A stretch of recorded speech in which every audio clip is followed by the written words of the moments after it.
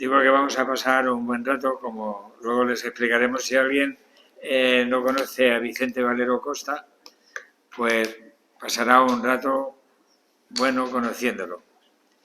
Vicente Valero Costa, en la publicidad vía WhatsApp que hacíamos en la Comisión del Diálogo Fe y Cultura, podríamos decir y decíamos que, organizado por el Secretariado de Diálogo Fe y Cultura el día 25 de febrero en las 17:30, en la sede de la UA de la calle Ramón y Cajal, tendrá lugar una charla de Vicente Valero Costa, politólogo por la Universidad Complutense, funcionario del Estado. Ha desempeñado diversos cargos en América y Europa, como director del Instituto Cervantes, en París, y consejero de las embajadas de España en Italia y en Grecia. Fue gobernador civil en Tarragona y en Huesca durante 14 años y jefe de la Inspección del Puerto y Aeropuerto de Alicante. Milita en el PSOE desde hace 50 años y es autor de 3 novelas y 2 ensayos políticos. Esto es, hablando rápidamente de Vicente, de lo que Vicente ha hecho y por dónde se ha movido. Quiero decir, no estamos con una persona novata, sino con alguien, digamos así, muy experimentado. Porque vamos a tratar un tema que necesita experiencia, el tema de la verdad y de la libertad en la sociedad de la comunicación. Es un tema en el que no se puede hablar digamos, de manera superficial. Y con Vicente, pues no lo vamos a hablar así. Esta charla viene precedida por La verdad y la libertad desde el punto de vista periodístico, y a la semana que viene el obispo de Solsona, don Francisco Conesa, que es de nuestra tierra, que es de Elche, que tiene que ver con nuestra Comisión de Fe y Cultura, y viene para hablar de la verdad y la libertad, una reflexión desde la fe. ¿Por qué Vicente Valero? Bueno, pues podríamos decir que porque es un hombre que piensa muy bien, piensa estupendamente. Y además tiene la cualidad de que habla muy bien, que además de pensar muy bien, es capaz de exponerse muy bien y hablar estupendamente. Pero yo no pensé en él y no se lo propuse a la comisión por lo bien que habla y lo bien que piensa, sino por algo que a mí me parece muy característico en su personalidad y que es la intensidad con la que Vicente aborda las cuestiones. Vicente Valero es alguien que vive intensamente la política, la literatura, la amistad, el arte, la naturaleza, y es la intensidad la que le ha llevado a tomar parte de la vida política y social de manera activa. Y es que a Vicente no le gusta ser espectador. Más que no le gusta, es que no es lo suyo, ¿verdad? No es lo suyo, ser espectador no es lo suyo. Aunque en ocasiones no le quede más remedio. Pero lo que a él, lo que le va es estar entre bambalinas y con un papel en el escenario del gran teatro del mundo, lo cual le lleva a conocer muchos entresijos. Pero no porque él busque conocer entresijos, sino porque no es Vicente hombre de estar agazapado esperando la ocasión de salir. A Vicente se le ve en el lugar que ocupe, no porque él intente que se le vea, no porque él ensaya cómo va a vivir, sino porque esa vida con intensidad le lleva a vivir, pero no improvisando, porque Vicente es un hombre de largos momentos de reflexión, porque piensa con intensidad. Por todo ello nos pareció ser la persona indicada para desarrollar este tema, pues le acompaña la dimensión del estudio, del saber. Vicente está atento a todo lo que él sabe y a lo que saben los demás. Y además tiene la dimensión vital de la experiencia, pues está en él proviene como resultado de su respuesta a sus inquietudes. Vicente es una persona de manos a la obra, como se puede ver en los compromisos con los que vive hoy. Compromisos políticos, culturales, festeros, literarios. Y yo creo que esas dimensiones han sido el motor de su compromiso social y político, en la que, como al principio hemos narrado, ha ido articulando su vida.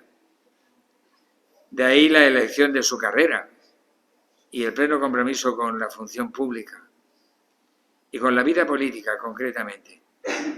Así pues, les dejo con Vicente Valero Costa, al que deseo que ponga manos a la obra y nos haga vivir un momento lúcido y muy bueno.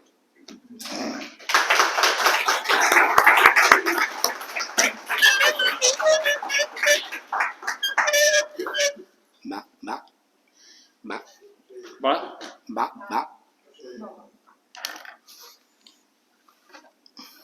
Hay que darle aquí. Ahora, encendido. Ahora, casi. Es que lo estamos apagando. Bueno, buenas tardes a todos y a todas. La verdad es que después de una presentación como la que ha hecho Ginés, me siento mucho más gratificado de estar aquí, de haber aceptado esta charla o esta pequeña intervención, porque la mayor parte de los que están aquí no lo saben, otros sí, pero con Ginés, con algunos más de los que están aquí, nos une una amistad desde la infancia tan entrañable, de tantas vivencias juntos, de tantas experiencias de todo tipo, buenas, malas, regulares juntos, que cuando él me propuso intervenir en este ciclo que él, de una manera tan persuasiva, sabe proponer, y de una manera tan constante además, porque ¿desde cuándo se viene celebrando este ciclo? ¿No? 20 años, ¿no? Y además lo distribuye no solamente aquí en Alicante, en la Universidad de Alicante, sino también en la Universidad de Elche, también en Villena se ha celebrado, ¿no?, alguna parte de este ciclo, y entonces, pues cuando me lo propuso, solo faltó decirle a tus órdenes. Primero, porque me gusta mucho el tema, y segundo, porque tenemos tanta amistad y nos tenemos tanto cariño junto con otros compañeros que están aquí, que tan a menudo nos vemos y que tenemos el vínculo y ese nexo común de Villena, él incluso, y también Maribel, que esto es muy importante. Formamos parte de la misma comparsa y además somos moros, pese a que Ginés tendría que pertenecer al bando cristiano, pero somos moros, y esto nos da un sello, primero de distinción y después de una amistad mucho más intensa, ¿no?, porque desfilamos juntos en la misma comparsa. Bien, y por lo demás, agradecerles a todos ustedes, agradecerles sus palabras tan cariñosas que me ha dedicado, y a todos ustedes por haber venido a pasar aquí un ratico para disfrutar y bueno, para hacernos quizá reflexionar un poco de la situación que estamos viviendo actualmente, no solo en España, sino que el otro día los puso muy bien, magníficamente, el profesor López Rego, que se encuentra aquí presente, cuando ya aquella magnífica charla en Capuchinos, en la sala de Capuchinos. Me encuentro yo también muy orgulloso de que hoy haya asistido, esté aquí presente, porque el otro día aprendimos mucho con aquella magnífica lección magistral que nos dio como buen conocedor de la política de los Estados Unidos, que incluso vivió allí, y como buen analista político de la situación que estamos viviendo en estos momentos. Yo me voy a poner ahora, en un momento me voy a poner de pie, porque voy a empezar mi intervención con una frase que a mí realmente, pues casi como a José Luis Ábalos, compañero del partido, cuando lo interrumpieron en los pasillos del Congreso de los Diputados y le preguntaron por el caso Koldo, Ábalos respondió: me he quedado estupefacto. Pues bien, me pongo de pie para decir una frase y a continuación continuar ya con lo que quiero decirles. Hubo un momento en que yo me quedé también estupefacto cuando oí lo siguiente por parte del presidente del gobierno: en el nombre de España he decidido conceder la amnistía. En ese momento me quedé estupefacto, igual que Ábalos. Y después, tras una brevísima reflexión, me dije a mí mismo: no es posible, porque esas palabras del presidente del gobierno, Pedro Sánchez, las pronunció como si el día de Pentecostés estuviese imbuyéndole de gracia, con las lenguas del Espíritu Santo que caían sobre su testa.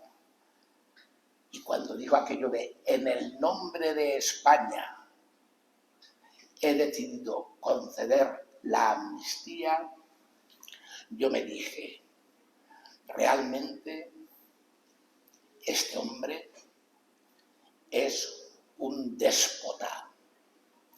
Y cuando yo me dije, no lo tuve que pensar mucho, porque yo vengo analizando al presidente del gobierno y sus actuaciones a lo largo ya de 7 años, pero realmente aquello me pareció como que había saltado el listón.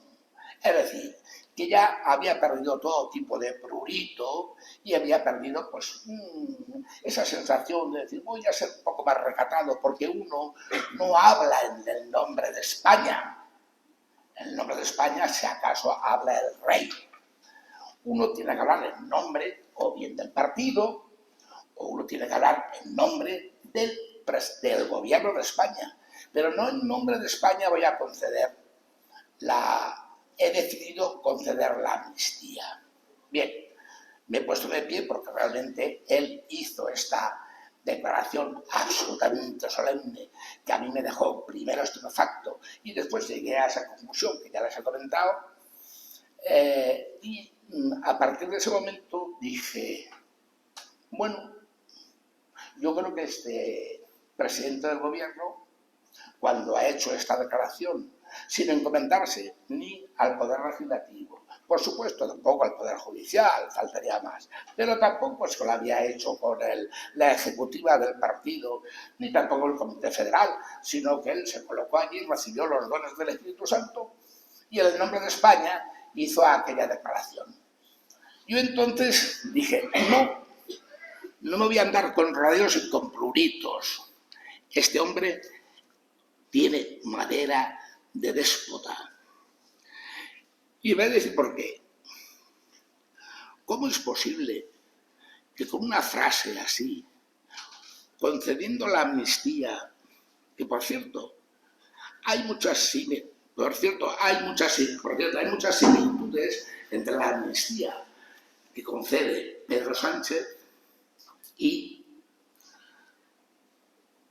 el indulto que concede Trump a los asaltantes del Capitolio? Eso yo digo, qué curiosa sintonía y qué curiosa analogía hay entre uno y otro. Quizá es que ambos estén espoleados por un sentimiento populista que les lleva a hacer ese tipo de cosas. Porque lo cierto y seguro es que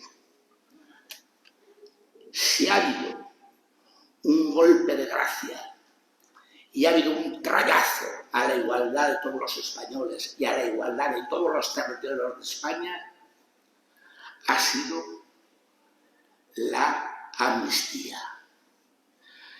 Ha sido por dar de cuajo la igualdad, algo que es consustancial y seña de identidad de un partido progresista.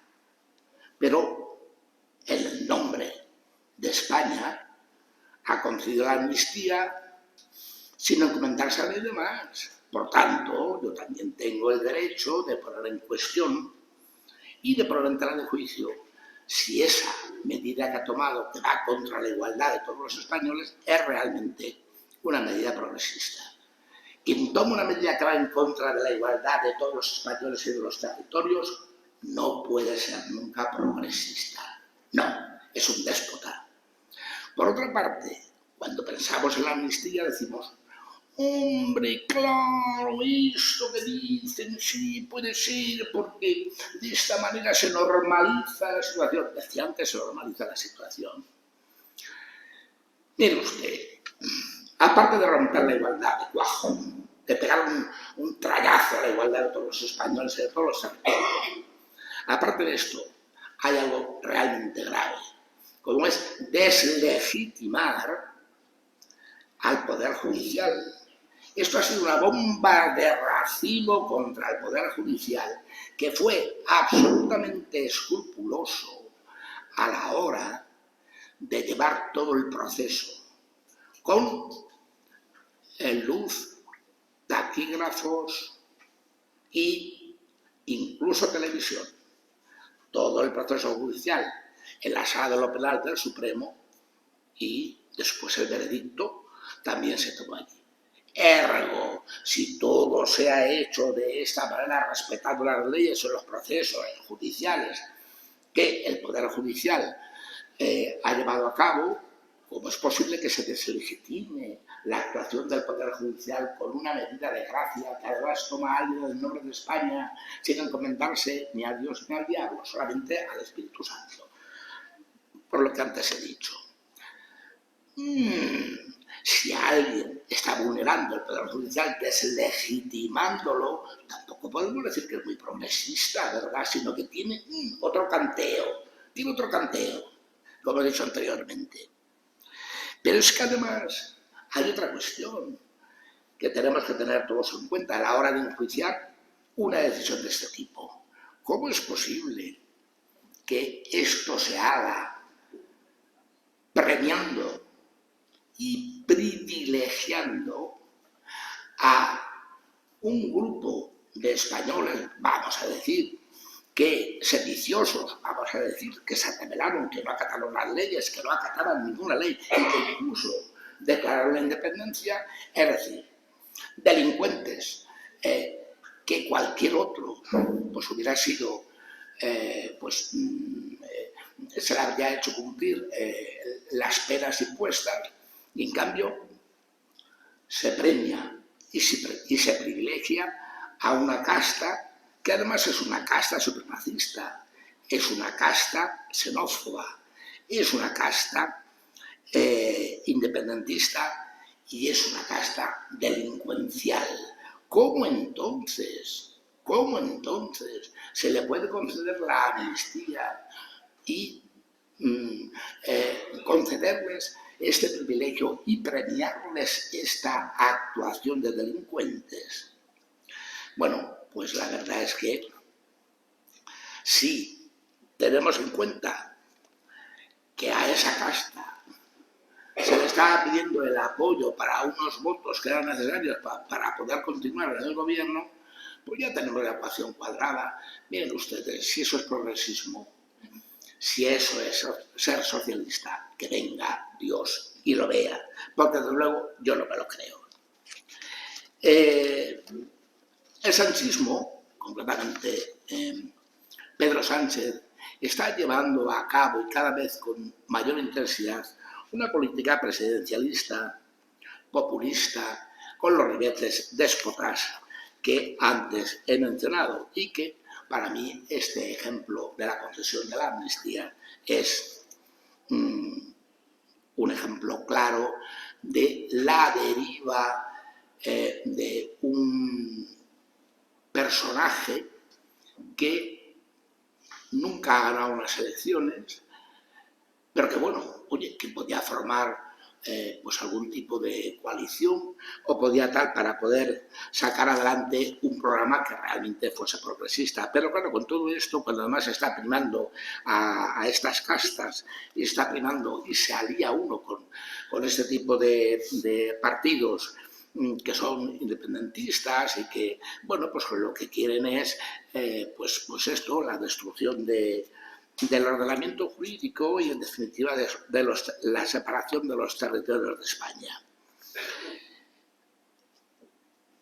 Quisiera citar aquí a Quevedo, porque a veces uno está viviendo un clima de intimidación, un cierto modo cohibido. Yo nunca me he callado cuando he tenido que decir las cosas, siempre las he dicho.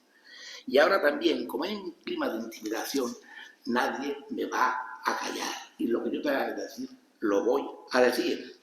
Y dice Quevedo, estoy hablando del siglo de oro, estoy hablando del barroco, no he de callar por más que con el dedo ya silencio avises o amenaces miedo.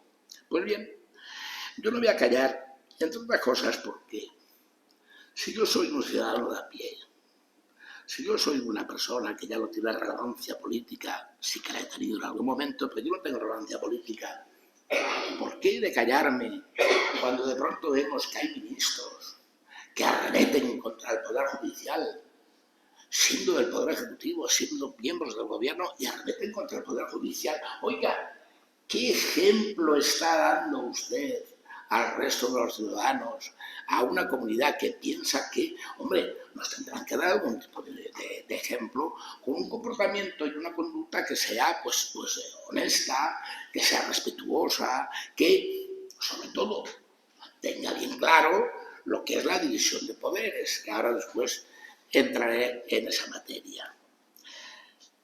Decía Ginés el otro día y la conferenciante que intervino en esa cuestión sobre el enfoque periodístico, que en el Evangelio de San Juan se dice de una manera taxativa en el artículo 23 que la verdad os hará libres. Sí, señor, la verdad nos hará libres. Pero en ese momento no hay ninguna otra palabra, ¿no?, en todo el diccionario y en todas las lenguas del mundo que tengan más eufemismos que la palabra mentira.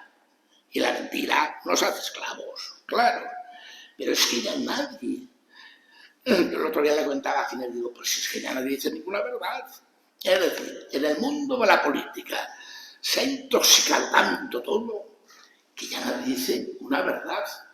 Tienes que escarbar mucho, tienes que coger lejía, frotar, diseccionar para realmente decir, pues esto puede que sea verdad, porque si no es muy complicado encontrar algo que sea verdad. Y para esto os voy a citar un pensamiento que la mayor parte de los que están aquí ya conocen, pero que creo que es muy, muy acertado, de una filósofa y gran pensadora alemana, que precisamente tiene un libro que es El concepto del amor de San Agustín, pero que ella es la que asienta en el mundo de la filosofía, de dar un concepto tremendamente con una gran fuerza, ¿no?, que es la banalización del mal. Es Hannah Arendt. Y Hannah Arendt dice lo siguiente, fíjense si tiene miga su pensamiento y tal. Mentir constantemente no tiene como objetivo hacer que la gente crea una mentira, sino garantizar que ya no crea en nada. Es que estamos en esa fase, ¿verdad?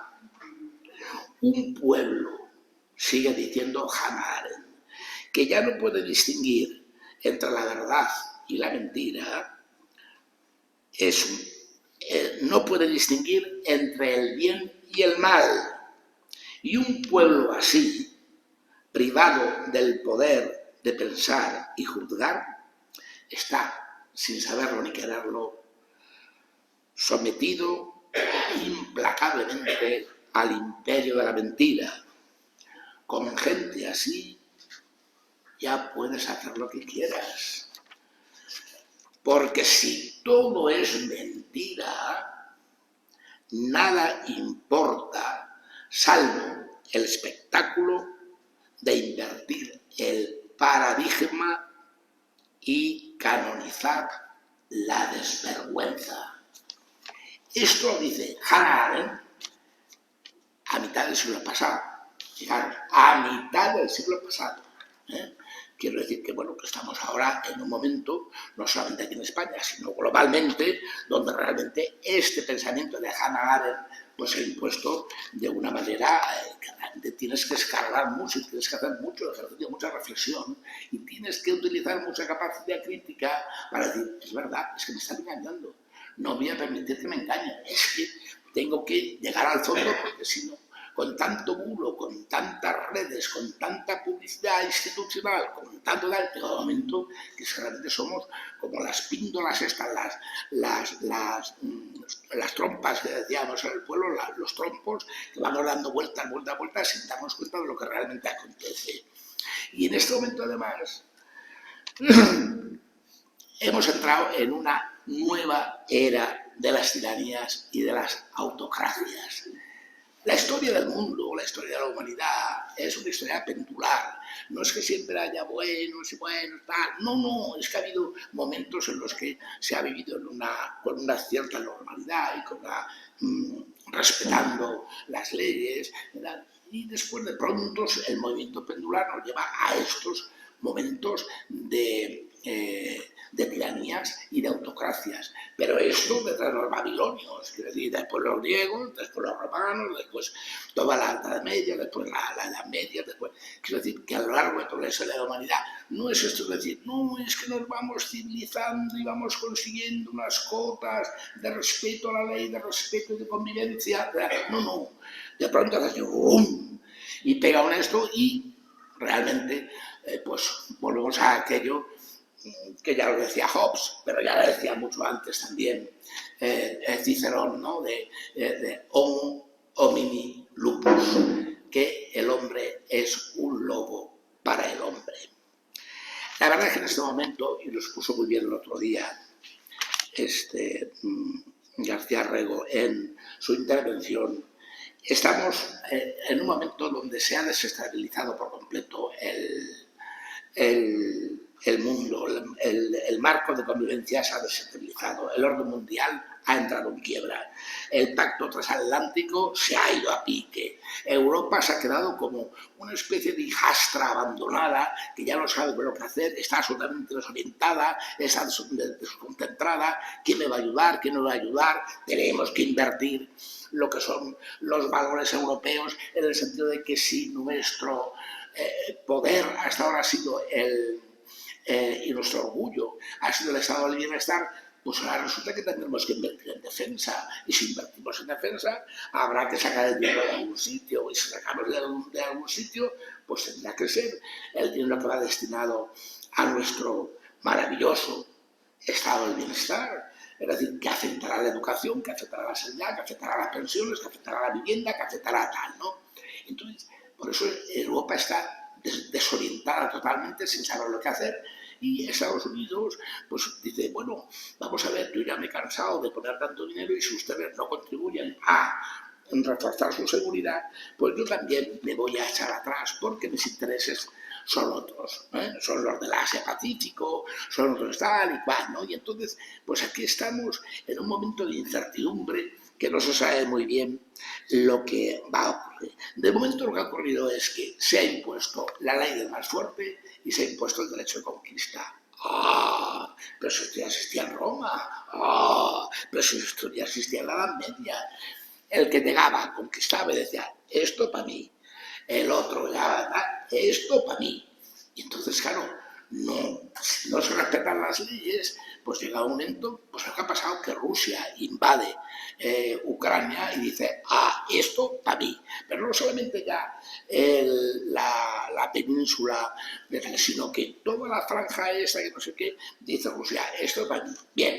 Y entonces de pronto nos encontramos con una situación que hasta ahora nadie podía pensar. Al hablar de esto, quisiera también retomando un poco lo que en la exposición que el otro día hizo el profesor. Él nombró decía que Trump había tenido, es que yo quisiera hacer un paralelismo entre un presidente que hubo de Estados Unidos y el presidente actual, porque la historia se repite muchas veces y se repite como farsa y se repite de una manera muy grotesca. Y entonces, estaba el otro día yo en casa viendo la televisión y de pronto me di cuenta que Trump, que está siempre firmando esos decretos ejecutivos, que naturalmente se sustraen al control del poder legislativo y firma con esos rotuladores con esa ansiedad tan tremenda y tal, que se sustrae al poder legislativo. Algunos de estos decretos le han parado le han frenado los jueces, los tribunales, pero él sigue firmando, sigue firmando, sigue firmando. Y yo digo, oye, ¿qué es lo que hay detrás de Trump, que está firmando en la mesa presidencial del despacho oval? Y detrás tiene como una mesita auxiliar. Me fijo y digo, no es posible. Mi fino olfato político detecta algo que digo, era la clave. Era la clave. Porque efectivamente no hay ningún objeto, no hay ningún gesto, no hay nada que esté allí en el despacho oval y sobre todo detrás del presidente que lo tenga, que sea casual, que sea fortuito. No, no. Todo tiene su simbolismo y todo tiene su importancia. Y cuando digo era con la clave, es porque descifré lo que había detrás de él. Detrás de Trump, fijaros, que todavía lo saca, porque ahora es como su modelo, ¿no? Es su patrón de conducta. Hay un medallón en bronce y sobre el medallón, sobreimpreso en el medallón, hay un perfil. Total, que el servidor de ustedes se fija y pone empeño y digo, ese perfil, es el modelo Trump, es decir, el presidente McKinley, que ya lo citó el profesor el otro día. El presidente McKinley, fijaros, porque a raíz de esto podemos aventurar todo lo que está haciendo y va a hacer Trump. McKinley fue el presidente de los Estados Unidos más colonialista y más imperialista de todos los Estados Unidos. Aparte de los otros presidentes de mitad del siglo XIX, que se dedicaron a matar indios, a pueblos indígenas, mediante ese espantoso método que era matarles su medio de subsistencia, que eran los búfalos. 70 millones de búfalos se cargaron los yanquis en 10 años para quitarles el medio de subsistencia a los indígenas, a los pueblos indígenas, que tuvieron que salir de las reservas, que fue un auténtico exterminio lo que hicieron. Pero dejad aparte esto, la mayor brutalidad, el mayor afán colonialista e imperialista de un presidente de Estados Unidos es McKinley. 1898, que tiene además para nosotros un tristísimo y trágico recuerdo, la gran crisis del 98 en España. Guerra entre España y Cuba. Cuba quiere la independencia y España, bueno, que si te doy esto, que se hace más autonomía, que si una provincia, que si esto, que si lo otro, que se va a estar representada en Cortes, que ya está representada en Cortes, la provincia de Cuba, pero Cuba quería su independencia, legítimo deseo. McKinley dice, uy, este pastel me interesa. Y McKinley dice, bueno, ¿cómo puedo yo intervenir en esa guerra y sacarle el jugo a la naranjita? Y dice, pues ya está, coloco un transatlántico, no, perdón, un destructor de guerra en el puerto viejo de La Habana, que es el famoso Maine en inglés, o Maine, que decimos aquí en español, y lo coloca allí el puerto viejo de La Habana.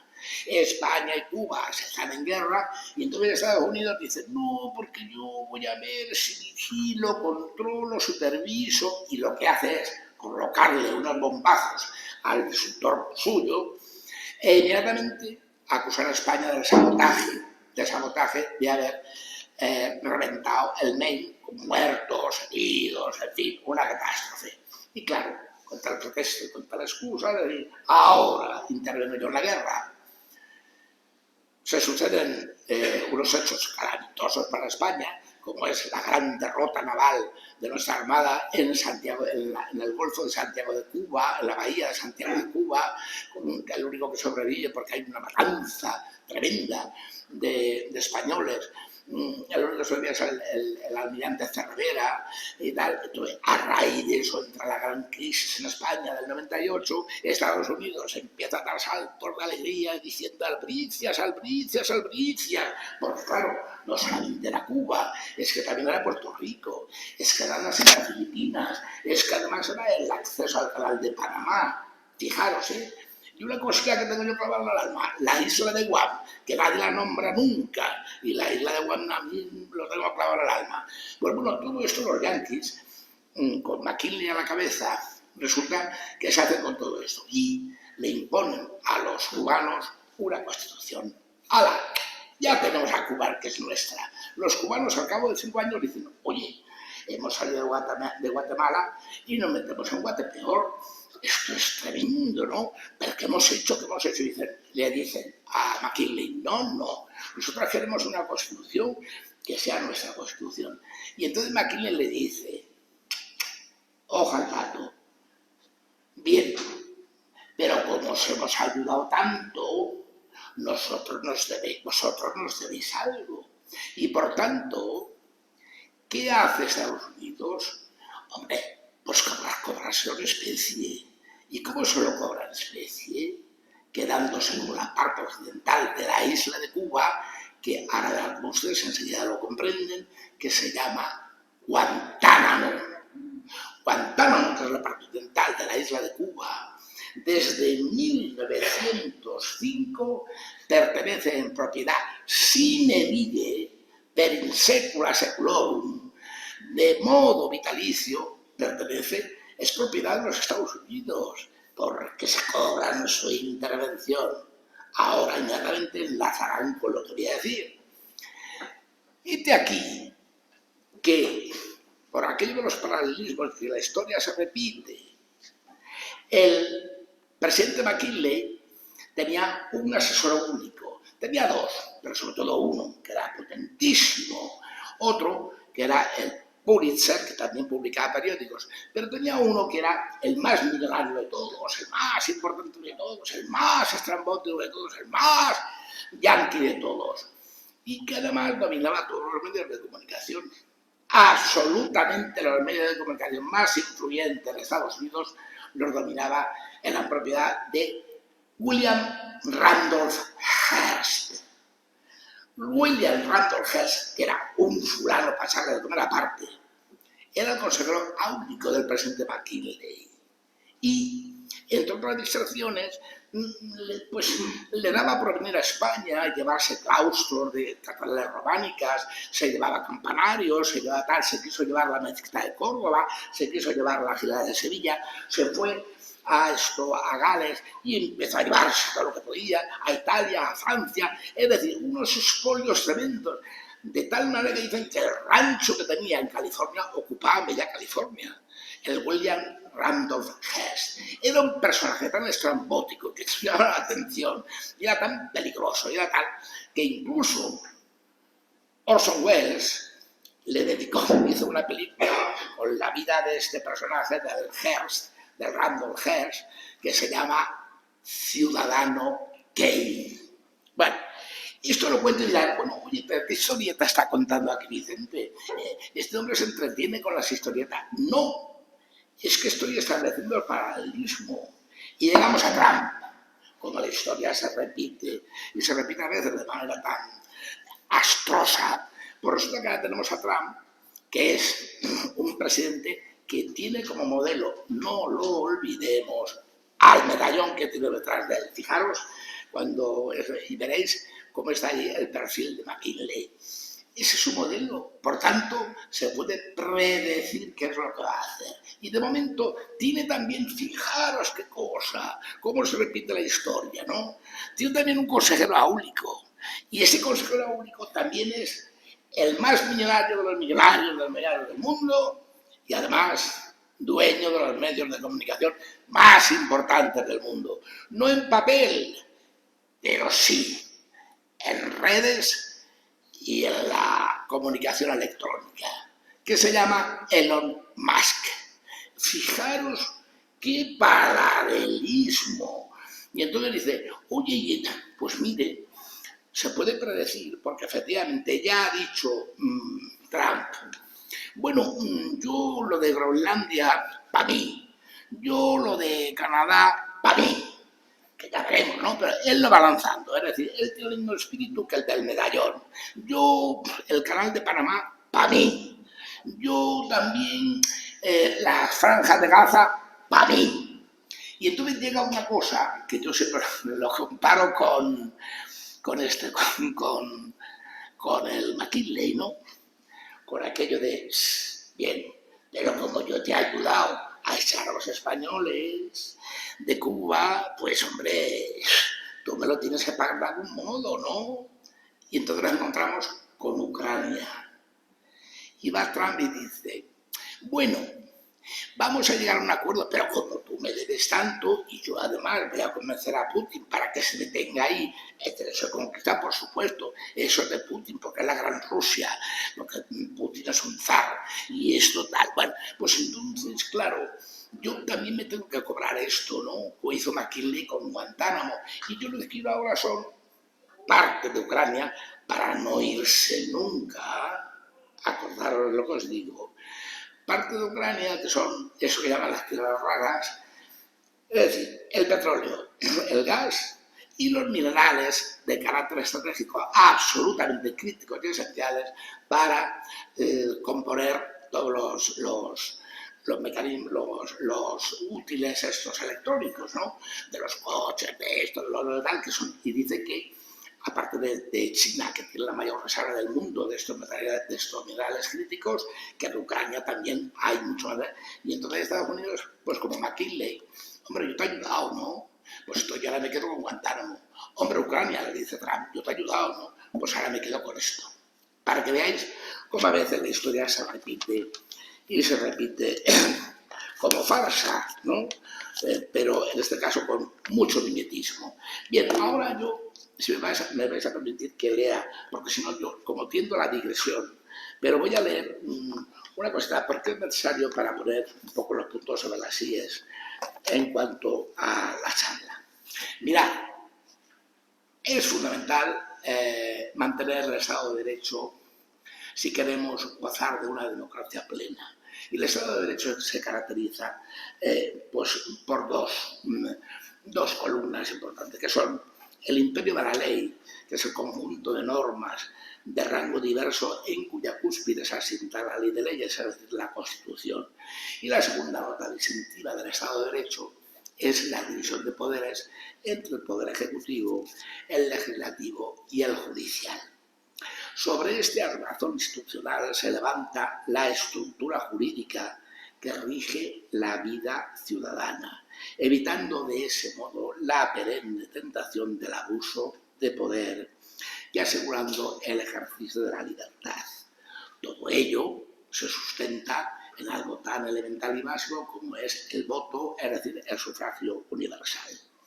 El Estado de Derecho, en torno a cuyo fundamento se le otorga al ciudadano la potestad de enfrentarse al poder arbitrario o al poderoso o a los grupos oligárquicos o al embustero patológico, significa, para entendernos, una coraza que nos protege y nos defiende, o dicho de otro modo, la columna vertebral de la democracia. En definitiva, es un surtido de reglas básicas que, bueno, pues posibilitan que haya un equilibrio en los contrapesos del poder. si un poder invade a otro o desnaturaliza a otro, corremos el riesgo de que el Estado de Derecho entre en crisis y la democracia se resienta.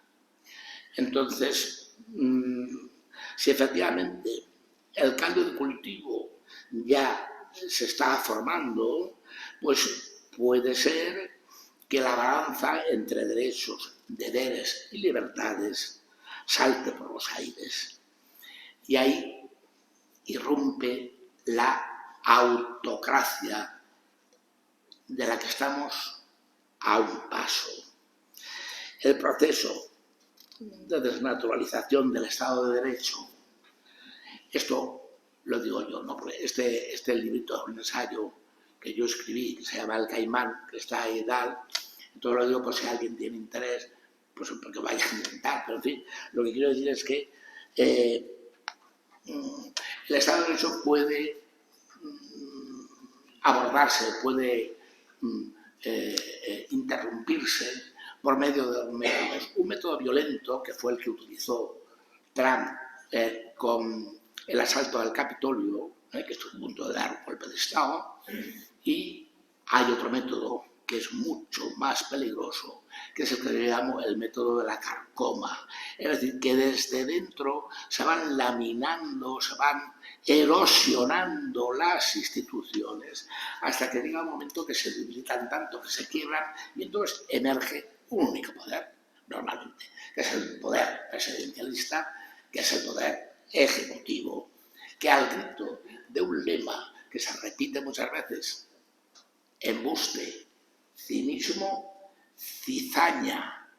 Entonces, con esta especie de eslogan, embuste, cinismo, cizaña, se erosionan los pilares del resto de poderes y la autocracia emerge. Les hablaré también de que estamos en momentos, que esto ya lo sabemos, ¿no? Que son momentos líquidos, que como dice el politólogo y pensador polaco Bauman, en la historia de la humanidad nunca se había dado este fenómeno de una manera tan intensa, por cuya razón se ha abierto una vía de agua en los principios de la convivencia, en los fundamentos éticos de la política y en los valores del comportamiento social. Principios, fundamentos y valores a punto de hundirse en el vacío.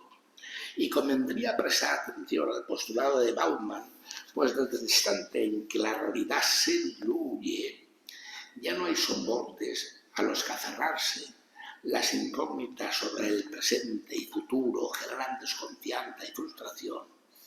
Y si éstas se asientan y permanecen en el tejido social, nuestro mundo pierde la esperanza y se tambalea a riesgo de naufragar. En este momento ya nada es sólido, todo está sujeto a un entorno evanescente y volátil, sometido a las consignas de quienes aleccionan y dirigen, y hacen naturalmente de su capa un sayo. ¿Esto ocurre ahora por primera vez? No, esto ha ocurrido a lo largo de la historia de la humanidad. Y realmente cuando ya entra el escepticismo en el ser humano, es en ese punto cuando corremos un grave riesgo. Porque nuestro pensamiento, el pensamiento de todos los que estáis aquí, es el reservorio de la conciencia y el manantial de las ideas. Y cuando se produce todo este fenómeno del tiempo líquido, de los tiempos líquidos, en que la gente deja de pensar por su cuenta y deja de tener sentido crítico y deja de tener pues una capacidad analítica, ya somos títeres en manos de los intereses en juego, de los trileros que mueven el cubilete con la bolita dentro. La libertad era una conquista de la humanidad desde que abandonáramos las cavernas y en estos momentos da claros síntomas de asfixia. Todo se relativiza. La política se conjuga con lo inconsistente y lo liviano. y cualquier palabra es susceptible de ser manipulada. El bombardeo de noticias y de bulos nubla el juicio y en ese momento, lógicamente, el poder le saca partido y le dice: no se maree usted, pero para que usted tiene que pensar.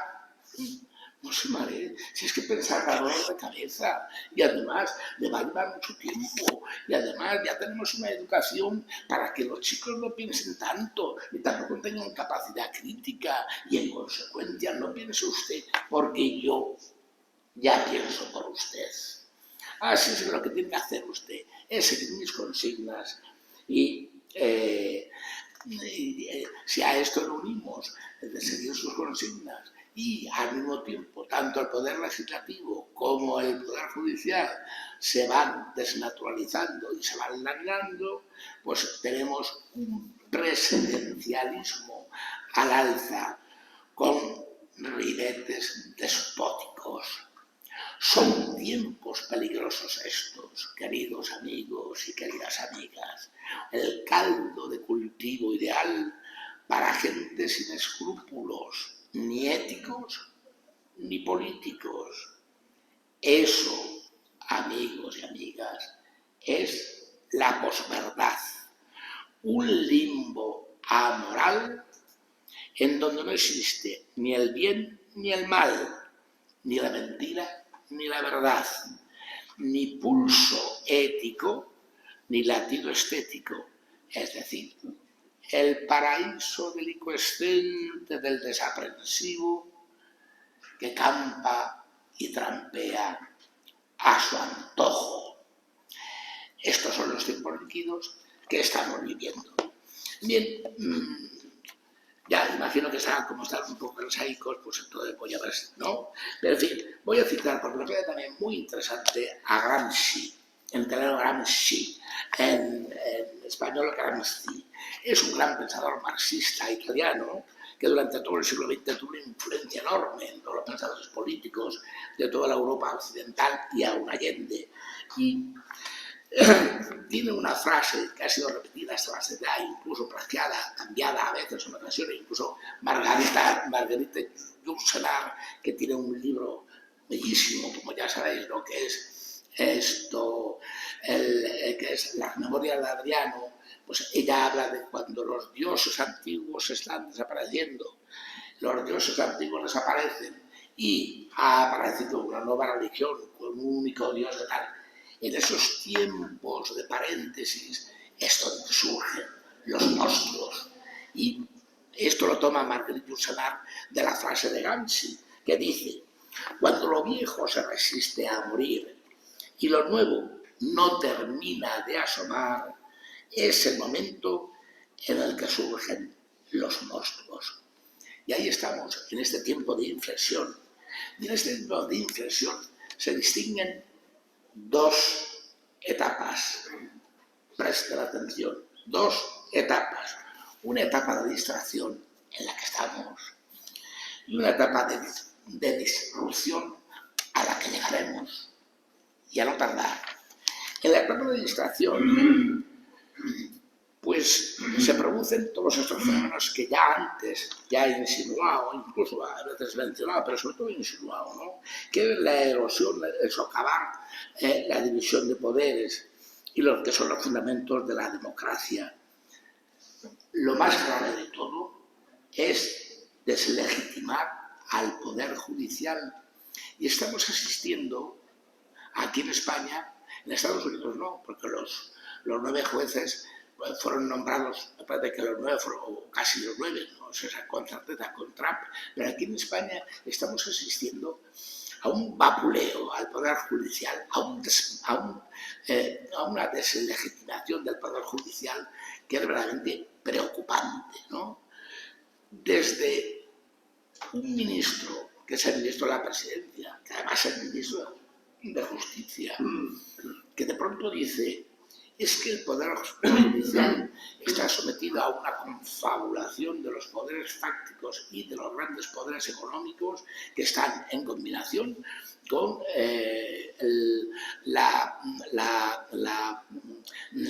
ultraderecha, pero esta confabulación va, tal, y entonces el Poder Judicial no es independiente, el Poder Judicial está al servicio de todos estos poderes, tal. Bien, entonces esto lo dice un ministro que es el ministro de la Presidencia, pero que además es el ministro de Justicia, con lo cual dices, oiga, si un ministro del gobierno de España, que además es el ministro de Justicia, se atreve a decir esto, pues esto realmente estamos ya en una etapa verdaderamente grave, crítica.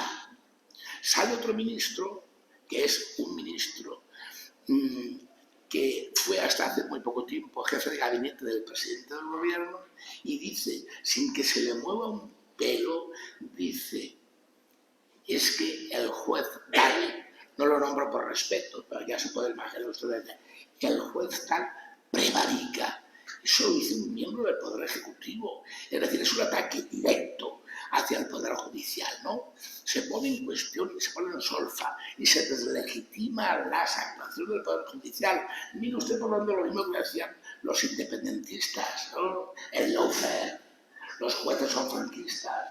Aquí hay una confabulación contra el gobierno progresista. Y entonces están dándole vueltas y vueltas y vueltas a ver cómo le meten mano al Poder Judicial, ¿no? Que es uno de los sostenes que tenemos en este momento de la democracia en España. Pero es que tenemos a un fiscal general que es la figura más importante para perseguir los delitos y resulta que está imputado. Pero es que está imputado y no dimite. Oiga, si esto se llama, más allá de todo tipo de nombres o de denominaciones que tengamos de orden jurídico o de orden semántico, esto se llama vergüenza torera. Pero si usted es un fiscal general del Estado que está imputado, ¿cómo es posible que se mantenga ahí y no se vaya? Y todos los ministros, en toda la rueda de prensa, en todo lo no, es que el fiscal general tal, tienen todo nuestro apoyo, pero oiga, si incluso el juez ha dicho que es que ha borrado toda una lista que tenía en su teléfono móvil y tal, que son las pruebas que tenía que aportar, pero que entonces es una hecatombe, pero quedémonos con lo esencial. Lo esencial es la deslegitimación que está habiendo del Poder Judicial, con el grandísimo riesgo que corremos con eso. Y que curiosamente, lo mismo que decían aquellos que cometieron sedición, que se rebelaron, que declararon la independencia de Cataluña, etcétera, etcétera, dijeron del Poder Judicial, lo está diciendo ahora mismo. Lo mismo que decían también los de Podemos, lo está diciendo nuestro gobierno, lo está diciendo el Ejecutivo por parte de los ministros. Pero oiga, es que no hay un gramo de sensatez para ser respetuosos y tener la conciencia que se tiene que tener entre los distintos poderes para no vulnerar ni deslegitimar al Poder Judicial, que es el que hace que se cumplan las normas. Pero es que voy a más. ¿Y qué pasa con el Poder Legislativo? Pero el espectáculo que estamos asistiendo diariamente al Poder Legislativo es algo verdaderamente tétrico. Es algo realmente dramático. Es que aparece alguien por allí y tal, y dice, no, es que el presidente del gobierno no aparece por el Parlamento. A, B. Es que van y hay una sesión de control y hay una sesión de preguntas y dicen, pues mire, el río bajaba con agua. Y el otro contesta, sí, pero en mi pueblo hay manzanas y peras. Y el otro dice, pero oiga, esto realmente la labor legislativa que tiene que desarrollar el Poder Legislativo, que es donde reside por delegación la soberanía nacional del pueblo español, pues chico, es que realmente se ha convertido en una especie de teatro de títeres. ¿Pero dónde vamos? Estamos desgastando la democracia a marchas forzadas. Es que además, fijaros en algo que ha ocurrido hace escasos días, que es de erizar la piel. Esterizar la piel. De pronto, en el órgano de la soberanía nacional, en el Congreso de los Diputados, aparece un terrorista engrietado para acusar de terrorismo al Estado por los atentados que hubo en la Rambla de Barcelona y en Cambrils. Y consienten eso. ¿Pero por qué? Porque Puigdemont le ha dicho a Sánchez que tiene que ir allí este terrorista que lo sacan de la cárcel de Córdoba, que está condenado a 43 años, para hacer esa declaración de que el Estado se verdadero terrorista con la acusación implícita de que el CNI es el culpable. Pero oiga, vamos a ser sensatos, es que no se tiene respeto aquí al poder legislativo. Por eso digo, ojo con el despotismo. Estamos a un paso de la autocracia. Después, pues hombre, ¿qué voy a decir? No hay ningún trámite que se lleve a los órganos consultivos. El Consejo de Estado está ahí de adorno, no pasa por ahí ninguna norma. Ya no hay decretos leyes, ya no hay alguna proposición, pero todos son decretos, que es más o menos lo que hace Trump, y además ómnibus, que meten 90 decretos ahí para ver si pasan y cuelan todos. Es decir, mire usted, no se puede desnaturalizar así un poder del Estado porque nos vamos a pique, porque realmente este es un proceso de erosión de los otros dos poderes. He hablado del ejecutivo, del judicial, y ya he hablado del esto. Es decir, todo aquello que teníamos afortunadamente asegurado después del 78 durante bastantes años, que era la concordia, que era el consenso, que era la convivencia, que era el respeto,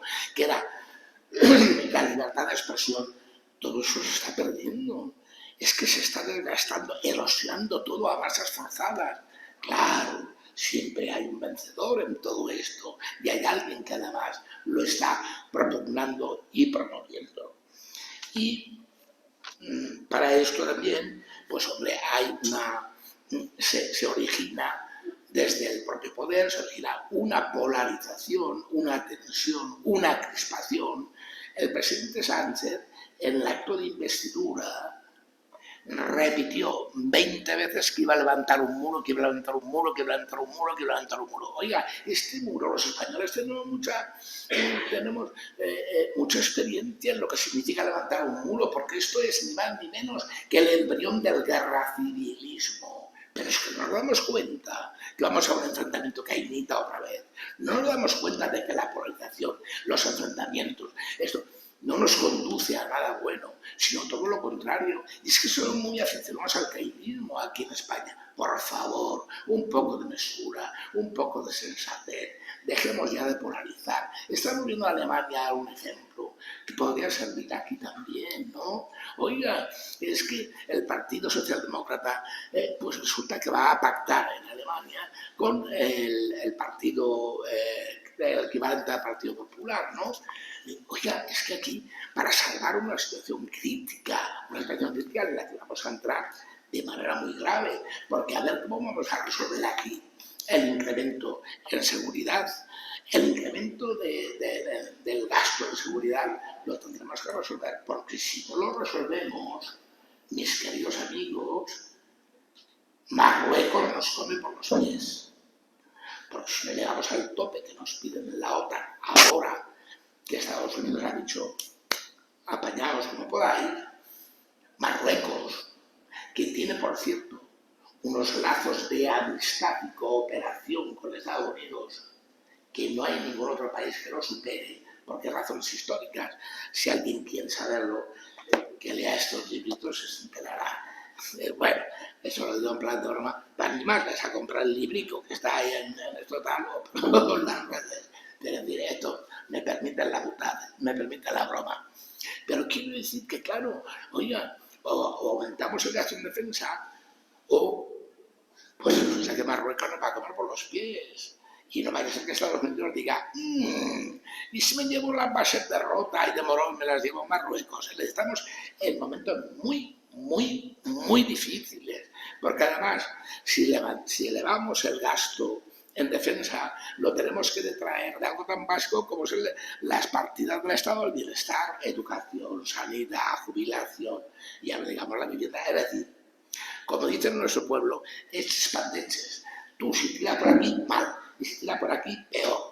Chico, vamos a llegar a un acuerdo.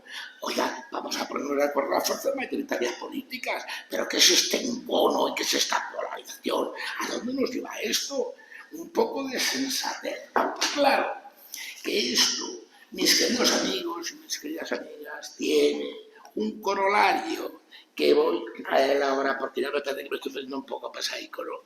Porque me está mirando final y que te oye este coge el molino y no para, dice. Bueno, por supuesto, el sometimiento de los medios de comunicación, eso está claro, va a aparecer una ley de medios, que así se llama, para amortizar los medios de comunicación. Es que es tremendo, ¿no? Y además, se han colonizado todas las instituciones públicas, todas, públicas, privadas, medio pensionistas, todas. Incluso ha habido un cambio ahora que la gente la ha podido pasar desapercibido, como es el cambio en Telefónica, que yo conozco al nuevo presidente Amurtra.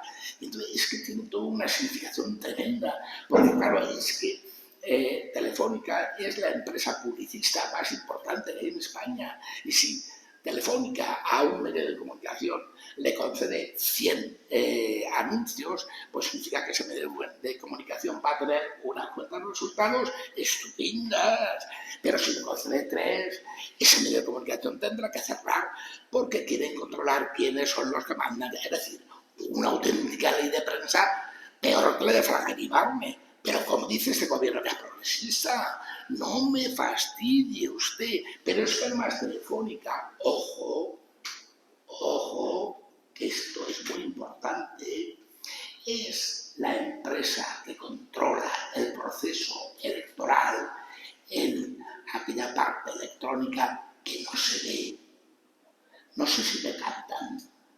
Pues esto es Telefónica. Y han cambiado al presidente y han puesto a un presidente totalmente de la cuerda del PSG, que es otra cuerda. Lástima que no tenga más tiempo, si no les explicaría que era la cuerda del PSG, porque yo estuve 16 años en Tarragona y sé de qué hablo. Bien, y el PSG hay que saber de comer a fácil. Entonces, mis queridos amigos, como ya Ginés me está mirando con una cara así un poco de soslayo, pues entonces tengo que dar. Pero solamente unos pequeños apuntes. Ya terminamos a ver. No ha habido un gobierno con mayor capacidad de oscurantismo y de opacidad que este gobierno que se dice progresista. Mire usted, un gobierno progresista es el que lucha por la igualdad, es el que lucha por la libertad, el que no tiene aliados que son una casta para que usted les premie y les privilegie, el que lucha por agrandar la base del estado del bienestar y reforzar los pilares del estado del bienestar. Entonces, este gobierno realmente, el otro día me decían, hombre, es que han subido las pensiones. No, claro, las tienen que subir por ley. Quiero decir que todos estos argumentos que han llegado a un momento que a mí lo que me preocupa no es ya tal cantidad o tal partida que se nota. No, es el comportamiento, porque están erosionando la democracia a marchas forzadas. No lo digo yo, ya lo está diciendo el Banco Mundial, ya lo está diciendo tal. Bien, entonces solamente una pequeña pregunta para decir, oiga, este oscurantismo que tiene este gobierno, ¿a santo de qué? ¿Y a qué nos conduce? Pues mire, voy a nombrar solamente, pero de pasada sin detenerme, porque ya me están mirando todos con mala cara, claro, él les está incluyendo. Entonces, vamos a ver, Marruecos y el Sáhara. ¿Alguien me quiere decir esto? Lo sabe muy bien, mi amigo. ¿Alguien me quiere decir qué pasó en Marruecos? Yo tengo mi teoría, está aquí además. Está aquí.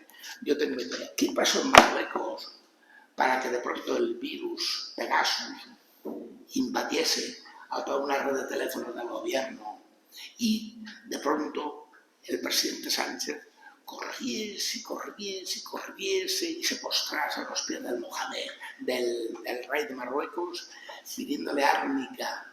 ¿Por qué? Porque se iba a descubrir un asunto muy feo,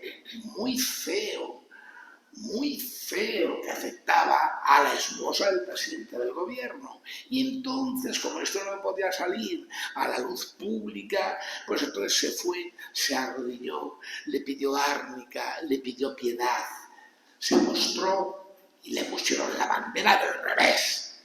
La bandera de España se la pusieron del revés en una cena y él tragó. Oiga, esta humillación a qué se debe. Yo lo sé, pero no lo voy a decir. Pero en fin, pues ahí están los también.